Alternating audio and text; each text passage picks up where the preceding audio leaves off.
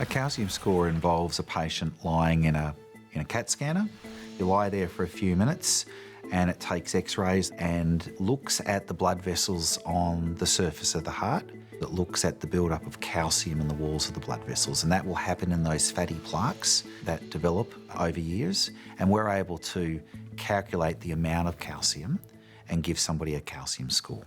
That calcium score is important because it's been shown to associate with the risk that somebody will have a heart attack or a stroke in the next 10, 15 years. The group where they work the best are middle-aged people who are kind of in between in terms of what we think their risk is when you look at other factors like cholesterol and blood pressure and family history. People in their late 70s and 80s and people who are in their 20s and 30s, calcium scores are probably less useful. We know that anybody who's had a heart attack should get a statin. There's no debate about that. People who've yet to have a heart attack, where their cholesterol's very high, they probably should get a statin. But people where their cholesterol's moderately high, then there's a bit more debate. And that's where we're having a discussion these days about could a calcium score be a useful tool for those patients. If their calcium score is 0, then perhaps they're less likely to benefit from a statin.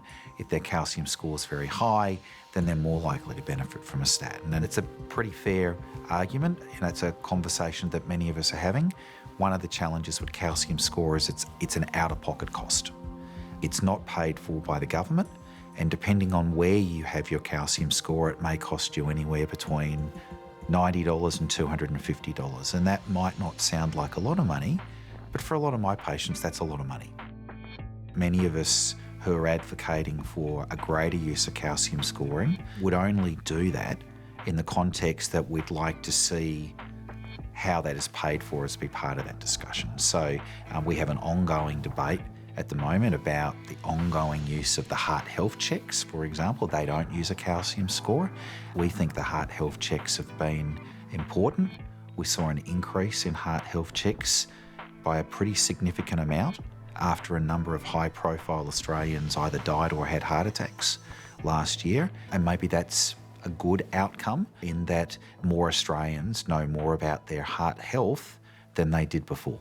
For decades, we have been trying to tell the same story, that more Australians die of heart disease than anything else, and that a lot of it's preventable, but it's only preventable if you do something about it. And lifestyle is absolutely critical, but blood pressure, cholesterol, other factors are going to be really important. So knowing those numbers and starting a conversation with your GP is where any discussion should start.